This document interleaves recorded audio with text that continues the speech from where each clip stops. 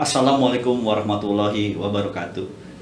Bapak-bapak, ibu-ibu, teman-teman semuanya, selamat datang di podcast episode ke-7 KJRI New York. Nama kami Rizal Wirakara, konsul ekonomi pada KJRI New York, sekaligus host pada acara hari ini. Suatu kehormatan pada hari ini kami memperoleh bintang tamu, Bapak Atase Perdagangan Republik Indonesia untuk Amerika Serikat, Bapak Wijayanto. Selamat datang Bapak Wijayanto. Terima kasih Pak Rizal. Assalamualaikum warahmatullahi wabarakatuh. Bapak Wijayanto ini adalah pejabat karir di Kementerian Perdagangan yang telah banyak bertugas dan memperoleh pengalaman di dunia internasional, baik itu di ITPC Chicago selaku kepala ITPC ya Pak ya, dan juga di KBRI Washington DC. Baiklah Bapak Ibu semuanya, untuk mempersingkat waktu kami ingin mengundang Bapak Wijayanto untuk memperkenalkan diri sedikit. Ya. Latar belakang beliau dari mulai kuliah hingga menempuh pendidikan lanjutan dan juga karir beliau selama ini hingga akhirnya di KBRI DC. Pak Wijayanto, kami persilakan. Ya. Terima kasih Pak Rizal. Pertama-tama kami mengucapkan terima kasih diundang di podcast KJRI New York ini, suatu kehormatan dan kebanggaan buat kami.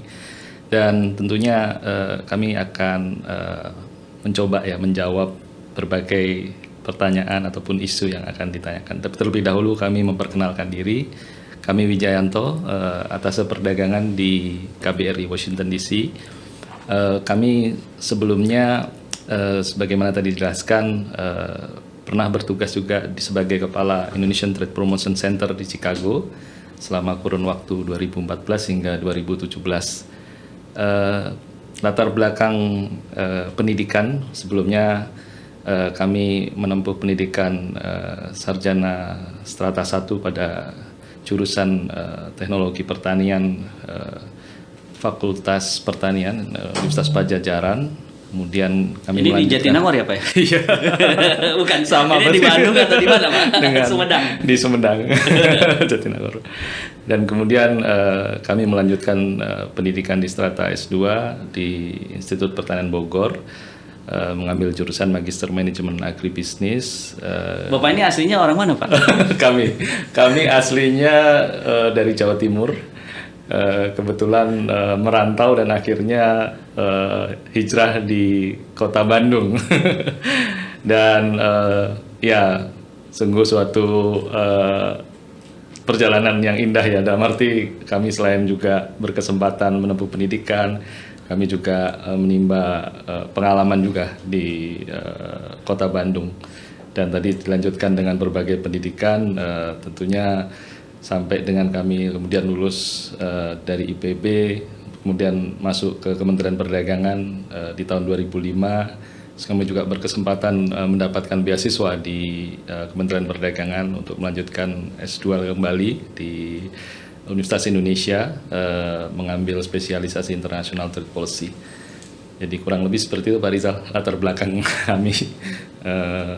Ada lagi mungkin hal-hal yang lain, termasuk karir di Kementerian Perdagangan. Kami pernah bertugas sebagai kepala seksi yang menangani komoditas pertanian, termasuk kopi, kemudian karet, kelapa sawit, dan kakao. Kemudian juga kami pernah di Direktorat Pengamanan Perdagangan, dan sampai kemudian ditugaskan di terakhir setelah kembali dari ITPC Chicago di Direktorat Impor. Seperti itu Pak Rizal. Waduh, luar biasa Pak. Pak Wijayanto luar biasa dengan background pendidikannya dan juga latar belakang karirnya ya. Selain juga berkiprah secara di lapangan melalui ITPC, juga dari latar belakang pendidikan maupun karirnya juga sangat heavy di kebijakan ya Pak. Ya kurang lebih seperti itu. Tentunya ini akan sangat membantu dalam diplomasi ekonomi Indonesia, khususnya terkait dengan hubungan bilateral Indonesia-Amerika Serikat ya. Tentunya ini ada satu hal ya di saat pandemi ini. Bagaimanakah strategi perdagangan nasional kita dalam meningkatkan ekspor impor di tengah pandemi dan beyond pandemi ini, Pak? Baik, jadi strategi Kementerian Perdagangan terkait dengan situasi di tengah pandemi ini tentunya sesuai dengan amanah dari pimpinan Menteri Perdagangan. Kami tetap mencoba, Pak, di tengah situasi global juga yang sedang mengalami turbulensi ya, artinya memang kondisi sekarang betul tidak normal, tapi demikian adanya ini harus kita hadapi. Dan salah satu strategi yang tentunya kita lakukan adalah tetap mempertahankan akses pasar kita di baik pasar tradisional dan juga mengembangkan akses pasar di negara-negara non-tradisional. Selain itu juga kita meningkatkan kapasitas maupun kapabilitas para pelaku usaha kita, dalam arti bukan hanya di sektor ekspornya saja, tapi juga di dalam perekonomian domestik juga kita berusaha untuk mengupayakan tetap berjalan dengan baik. Antara lain melalui stabilisasi harga, kemudian peningkatan peran standarisasi di dalam negeri, juga selain itu juga kita mencoba melakukan pembinaan khususnya bagi para pelaku usaha kecil dan menengah, baik dalam rangka penguatan ekonomi domestik maupun kita membangun kapabilitas dan kapasitas pelaku usaha ini untuk menembus pasar ekspor. Dan tentunya tidak lupa juga kita tetap mempertahankan daya saing ya, produk-produk kita yang dihasilkan oleh perusahaan-perusahaan kita yang memang sudah cukup lama dan established ada di dalam berbagai sektor produksi dari berbagai macam komoditas. Apakah Indonesia banyak melakukan terobosan, Pak? Misalkan kerjasama untuk standarisasi yang sesuai dengan standar yang dimiliki oleh Amerika di sini? Iya, kita memang melakukan beberapa kerjasama ya, dalam arti kementerian dan lembaga terkait yang menangani masalah-masalah standar, baik itu masalah standar yang terkait dengan sektor manufaktur sebagai contoh, itu Kementerian Perindustrian juga melakukan kerjasama dengan berbagai negara termasuk Amerika Serikat. Selain itu juga dari segi standar pengamanan pangan misalnya atau standar food safety itu juga dilakukan oleh lembaga seperti BPOM ya, bekerja sama juga dengan misalnya FDA, Food and Drug Administration, lembaga yang memang menangani masalah standar-standar pangan maupun kesehatan, Codex itu juga dilakukan kerjasamanya. Dan dalam arti perkembangan ke depan kerjasama ini akan semakin meluas karena memang hubungan bilateral kita dengan Amerika Serikat sangat baik selama ini, ditandai juga dengan meningkatnya ya hubungan perdagangan kedua negara. Di beberapa negara bagian di Amerika Serikat dan juga mungkin hampir semuanya, Pak ya, sudah mulai reopening ya ekonominya ya, Pak. Ya, ini betul. Suatu peluang buat peningkatan ekspor Indonesia ke Amerika Serikat juga ya. Ya. Dan itu sudah mulai dilihat ininya peluang-peluang tersebut ya, Pak. Betul. Jadi salah satu peluang besar akibat pandemi COVID ini memang salah satunya adalah meningkatnya kebutuhan alat-alat kesehatan sebagai contoh. Dan kita juga bersyukur ya, beberapa industri kita juga mampu untuk menyuplai kebutuhan alat kesehatan itu. Salah satunya misalkan alat pengamanan untuk proteksi diri kita, PPE, kemudian juga ada misalnya masker, juga itu bagian dari peralatan dari pengamanan personal. Bagaimana dengan ini, Pak, makanan? Untuk misalkan makanan, hasil laut kita begitu, ya, dan ataupun hasil pertanian kita. Pertanian, ya. Ya, tentunya kan di saat pandemi orang tidak akan putus untuk makan kan. Betul. Itu suatu peluang juga ya. Iya, ya. Betul sekali Pak Rizal. Jadi menarik bahwa di tengah situasi masih COVID ini melanda di berbagai negara, termasuk negara kita, pertumbuhan ekspor kita dari Januari sampai bulan April ini masih menunjukkan tren yang cukup baik. Peningkatannya bahkan mencapai lebih dari 10%, hampir 7,7 miliar ya, di mendekati semester kedua. dan ditandai juga dengan kenaikan beberapa komoditas yang seperti disebutkan Pak Rizal, seperti komoditas produk perikanan. Ekspor udang kita masih sangat baik. Kita bahkan sekarang salah satu penyuplai produk udang terbesar ke Amerika Serikat. Kemudian selain itu juga produk-produk tuna kita juga mampu bersaing dengan sangat baik, dan importir masih terus membutuhkan produk-produk perikanan sejenis itu. Selain itu ada juga misalnya kita lihat produk seperti kopi, kemudian produk kakao kita juga cukup banyak, produk spices, rempah-rempah juga banyak sekali kebutuhan di sini yang masih perlu kita isi, dan banyak sekali produk-produk lainnya terkait dengan produk pangan. Dan di luar pangan pun sektor manufaktur juga menunjukkan kinerja yang masih positif. Ya, satu hal Pak, Iya. mungkin Bapak ini kan punya latar belakang sebagai kepala seksi komoditas khususnya, Iya.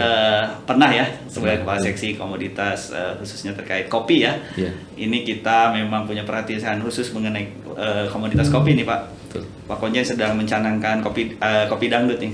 Kopi Food truck. Oh iya, iya kami dengar itu. Bagaimana dengan itu Pak? Dengan komoditas Iya. tersebut potensinya? Iya, ini sebenarnya menarik ya. Dan Bapak juga kan baru kunjungan ke New Jersey kan Iya. dengan pengusaha kopi juga ya? Kami kebetulan baru saja bersama Bapak Wakil Dubes mengunjungi salah satu importir ya produk kopi kita, dan memang terlihat ya dari di lapangan kita lihat langsung bagaimana kebutuhan dan peningkatan daripada supply ataupun permintaan dari produk kopi Indonesia itu semakin baik. Tadi kami melihat berbagai macam produk kopi Indonesia seperti kopi Sumatera, kopi Bali, itu dari berbagai jenis itu kebutuhannya semakin meningkat, dan suplainya bahkan ke berbagai nih Pak Rizal, ke berbagai groceries, kemudian berbagai cafe shop gitu ya, kedai-kedai kopi, dan ini tentunya menunjukkan kopi kita itu memang salah satu kopi yang paling diminati di pasar Amerika. Dan saya lihat dan kami juga melihat bahwa ke depan ekspor kopi kita diharapkan akan tumbuh semakin baik di tengah rebound ya, ketika kondisi COVID di US, di Amerika Serikat ini sudah semakin membaik. Karena bagaimanapun konsumsi kopi ini tidak tergantikan, Pak Rizal. Orang tetap akan minum kopi, bahkan mereka ketika tidak bisa pergi ke cafe shop misalnya atau ke Starbucks lah, kalau kita ambil contoh, mereka bisa mengorder online. Iya. Dan disinilah peranan perdagangan secara online ini, atau kita sebut sebagai e-commerce ini, mengambil peran, dan tetap komoditi kita yang tetap dicari, salah satunya adalah kopi. Dan tadi kami juga ditunjukkan bagaimana banyak sekali private labeling, tapi dengan tetap menggunakan kopi Sumatera misalnya atau kopi Bali, itu disuplai oleh beberapa importir di New Jersey. Dan ini tentunya dikaitkan dengan adanya kopi dangdut tadi yang diinisiasi oleh salah satu diaspora kita. Ini salah satu terobosan yang sangat baik yang kita dukung tentunya. Kita harapkan akan lebih banyak lagi diaspora-diaspora kita yang melakukan bisnis kopi dengan menggunakan kopi Indonesia sekaligus mempromosikan kopi kita di Amerika Serikat. Apalagi di New York ya, kita tahu bahwa New York ini adalah salah satu kota yang artinya paling terkenal, dan apapun yang kita promosikan melalui New York ini tentunya akan mengambil perhatian dari berbagai kalangan pencinta kopi di Amerika Serikat. Iya, terima kasih Pak, ini pencerahan yang sangat luar biasa buat kita semua. Memang ini kopi dangdut ini diinisiasi oleh diaspora Indonesia, dan tentunya didukung sepenuhnya oleh secara personally juga oleh Bapak Konjen RI di New York. Terkait dengan komoditi, kita berubah sedikit Pak mengenai kebijakan, boleh ya? Boleh, silakan. Mungkin ini juga kaitannya dengan perdagangan kita dengan Amerika Serikat, dan tentunya ada non-tariff barriers, baik itu isu-isu climate change atau kebijakan yang sifatnya worker centric ya, dari negara di negara setempat ya. Ada semacam kiat-kiat khusus dari Kementerian Perdagangan, dalam hal ini juga kantor Bapak ya, kantor di atas perdagangan ini, dalam menghadapi isu-isu tersebut, sehingga kita bisa menerobos berbagai macam rintangan yang kita hadapi saat ini dan ke depannya. Ya, memang terakhir kebijakan Presiden Biden sudah terlihat bahwa akan memberikan penekanan atau heavy kepada isu-isu lingkungan maupun tenaga kerja. Dan diperkirakan ini akan benar-benar menjadi salah satu daripada fondasi dari kebijakan di berbagai sektor termasuk perdagangan. Dan tentunya ini kita harus antisipasi. Kementerian Perdagangan terus tentunya berusaha untuk mengantisipasi berbagai hal yang akan muncul berkaitan dengan isu-isu perdagangan yang dikaitkan dengan masalah lingkungan maupun tenaga kerja. Dan ini tentunya kami akan mencoba bersinergi bersama dengan seluruh stakeholders. Dan tentunya di bawah arahan Kementerian Perdagangan Pusat kita akan melakukan pendekatan ke berbagai stakeholders terkait bagaimana mengantisipasi ya munculnya isu-isu potensi isu hambatan perdagangan yang nantinya ini bisa mengganggu ya, artinya penetrasi atau akses pasar produk Indonesia di Amerika Serikat. Berbagai langkah yang kita lakukan tentunya melakukan pendekatan baik kepada pihak eksekutif dari relevant ministry atau relevant department, dan ini tentunya kami juga mengantisipasi ya misalnya isu-isu yang akan dikeluarkan oleh USTR misalnya ataupun Department of Commerce. Ini yang memang harus kita cermati. Artinya bahwa Kementerian Perdagangan sudah melakukan langkah-langkah sebenarnya, dalam arti pemerintah kita sudah melakukan berbagai implementasi kebijakan terkait misalnya sustainability di berbagai komoditi, termasuk komoditi-komoditi utama seperti kelapa sawit, kopi, kakao, dan karet misalnya. Kemudian di sisi yang lain kita juga melihat isu labor ya. Ini juga di bawah kementerian terkait tentunya seperti Kementerian Tenaga Kerja ini sudah membuat berbagai macam aturan peraturan perundangan dan ini juga menjadi sebuah langkah preventif, dalam arti kita sudah melakukan berbagai upaya positif ke arah penanganan isu di sektor tenaga kerja. Jadi harapannya tentunya dengan semua langkah tersebut dan bersinergi dengan semua pihak kita akan bisa setidaknya mengantisipasi dan kalaupun ada bisa menyelesaikan dengan cepat isu-isu yang muncul. Kira-kira begitu Pak Rizal. Bagaimana dengan terobosan ya, terobosan lainnya yang diupayakan oleh pemerintah Indonesia dikaitkan dengan isu tadi terkait dengan limited trade deal dengan pihak Amerika. Apakah kedepannya hal tersebut akan menjadi sesuatu yang prospektif, Pak? Ya. Terkait limited trade deal, kita memang harus melihat secara komprehensif ya, dalam arti bahwa sebagai sebuah peluang daripada sebuah kerjasama hubungan perdagangan bilateral kedua negara, ini adalah suatu keniscayaan. Kita melihat bahwa perdagangan Indonesia maupun Amerika Serikat belakangan ini menunjukkan tren yang cukup positif. Dan tentunya untuk lebih meningkatkan lagi perlu adanya terobosan-terobosan yang lain. Bisa dimungkinkan LTD ini sebagai salah satu terobosan tersebut. Tentunya dengan kerjasama maupun pembahasan dari semua kementerian dan lembaga terkait ya. Ini tentunya tidak hanya Kementerian Perdagangan di sini, tapi juga pemerintah Indonesia secara holistik ya. Secara keseluruhan, betul.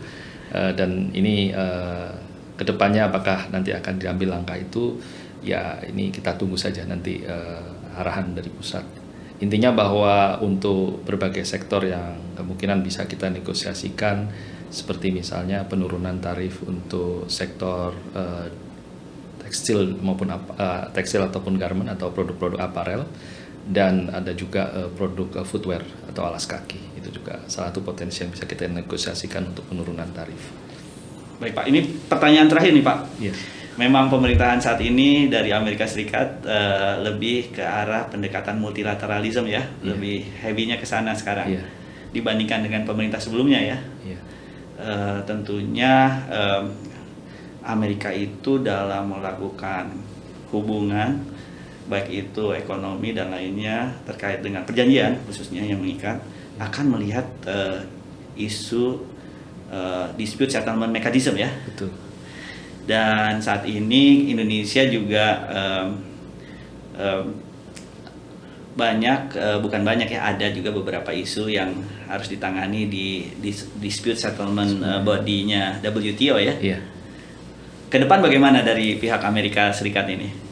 Iya, kalau melihat tren sekarang, apalagi dikaitkan dengan reformasi WTO ya, kemudian juga adanya keinginan juga untuk mengadopsi values yang dibawa oleh pemerintahan di bawah Presiden Biden, khususnya untuk memasukkan juga isu lingkungan maupun tenaga kerja, ya bisa kita perkirakan bahwa akan adanya tren kenaikan juga pada isu-isu DSP jika memang akan diimplementasikan hal tersebut. Karena memang ini sifatnya isu-isu tersebut kan sangat luas ya, dan Khususnya terkait komoditas apa ya Pak ya? kalau di komoditas kami kira memang Di sektor apa juga? sektor memang yang kita perlu sikapi atau cermati, memang salah satunya misalnya kita kaitkan dengan komoditi kelapa sawit kita ya. Itu memang salah satu komoditi yang seperti kita ketahui bersama, kita salah satu produsen terbesar produk kelapa sawit, dan kita banyak sekali melakukan reformasi di sektor tersebut, termasuk menyentuh aspek lingkungan dan tenaga kerja. Artinya bahwa sepanjang kita bisa menangani atau mengantisipasi isu tersebut, insya Allah kita tidak akan masuk dalam berbagai case ataupun tuntutan dalam DSP.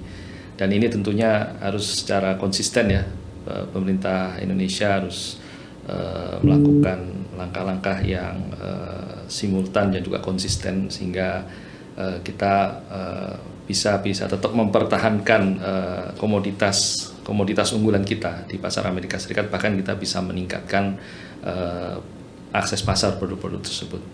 Jadi kami optimis bahwa langkah pemerintah sudah on the track, artinya tinggal kita menjaga dan terus mengantisipasi isu-isu tersebut dengan baik dan menanganinya juga dengan respon yang tepat dan cepat. Kira-kira itu Pak Rizal. Silahkan Pak minum dulu Pak. Terima kasih. Sebelum kami menyampaikan pertanyaan penutup, Iya. Tadi pertanyaan terakhir ya Pak ya. Mungkin untuk penutup Pak, dari sisi kebijakan kita beralih lagi ke sisi praktikal ya Pak, ke sisi yang lebih membumi, yang lebih dirasakan oleh masyarakat begitu. Kira-kira Pak, sebagai Bapak kan sebagai atas perdagangan Republik Indonesia untuk Amerika Serikat, pesan apa yang dapat disampaikan kepada pengusaha muda dalam mendorong peningkatan bisnis dengan Amerika Serikat begitu, dan juga kira-kira ada kiat-kiat apa yang dapat diberikan untuk UMKM Indonesia melakukan bisnis dengan Amerika Serikat? Iya. Baik, jadi terkait dengan pesan untuk para pelaku usaha muda kita ya, apalagi kita tahu ini adalah generasi milenial yang tentunya dengan berbagai kemampuan, skills, knowledge yang luar biasa saat ini ditunjang oleh sistem informasi yang menunjang. Kami berpesan tentunya untuk tetap melihat Amerika ini sebagai prospek pasar yang besar, karena memang bagaimanapun sebagai salah satu negara dengan perekonomian terbesar di dunia, Amerika membutuhkan tetap berbagai produk barang dan bahkan jasa dari Indonesia, dan tentunya kita melihat ini sebagai satu peluang dan sekaligus tantangan. Kami melihat banyak juga pengusaha muda kita yang sukses berhasil di pasar Amerika Serikat, bekerja sama dengan pelaku usaha setempat, bisa mengekspansi usahanya dengan sangat baik, dan tinggal sekarang adalah kita terus untuk catch up dengan tren pasar. Jadi tetap kita mengikuti berbagai perubahan-perubahan pasar, melihat segmentasi pasar yang masih bisa kita lihat, ceruk pasarnya, niche marketnya. Salah satu yang menarik adalah pasar segmen dari berbagai macam latar belakang ya, bangsaan di Amerika. Apakah KBRI DC dan kantor atas perdagangan ini siap juga memberikan semacam advice atau juga advokasi kepada pengusaha Indonesia? Ya, Tentu saja kami siap. Jadi memang salah satu pelayanan dari kami kepada para pelaku usaha kita, termasuk pelaku usaha muda, adalah memberikan informasi sebanyak-banyaknya terkait dengan potensi pasar, produk, kemudian bagaimana profil suatu produk di Amerika, dan itu dikaitkan misalnya dalam berbagai macam report yang kita buat setiap tahunnya, yang memang kita diseminasikan ke masyarakat ya, termasuk para pelaku usaha kita. Di sisi yang lain, untuk pelaku usaha UMKM, ya kami juga melakukan berbagai macam kerjasama. Di KBRI kita melakukan baik itu diseminasi informasi. Kedepannya juga kita berusaha melakukan semacam kegiatan rutin untuk business matchmaking, terus kemudian mengajak para pelaku usaha UKM untuk berpartisipasi dalam berbagai macam trade show ya, yang ada di Amerika Serikat untuk berbagai macam komoditas. Dan ini tentunya kita membutuhkan kurasi juga untuk produk dari UKM tersebut yang memang memenuhi persyaratan baik standar maupun mutu di pasar Amerika Serikat. Dan selain itu juga kami juga bekerja sama dengan salah satu Direktorat Jenderal di bawah Kementerian Perdagangan di Jenpen. Kita punya juga sekolah ekspor ya, sekolah pelatihan ekspor itu yang mana menjadi semacam lembaga yang untuk mencetak para pelaku eksportir kita yang baru, dan termasuk di dalamnya UKM. Jadi tetap pesan saya, jangan khawatir masuk pasar Amerika, tetap kita optimis ke depannya bahwa ekonomi Indonesia semakin baik, kerjasama bilateral kita juga semakin meningkat dengan Amerika Serikat khususnya, dan di sini kita harus tetap semangat, tetap juga harus jaga kesehatan, tetap sehat, dan tetap berpikir positif untuk kemajuan kita bersama. Demikian Pak Rizal, terima kasih. Baik Pak Wijayanto, terima kasih. Dengan pesan dan kiat-kiat yang tadi disampaikan oleh Pak Wijayanto atas perdagangan Republik Indonesia untuk Amerika Serikat, maka berakhir pula lah acara podcast ke-7, episode ke-7 hari ini. Kepada Pak Wijayanto kami ucapkan terima kasih atas kesediaannya menjadi narasumber kami di KJRI New York. Terima kasih Pak. Sama-sama, sukses.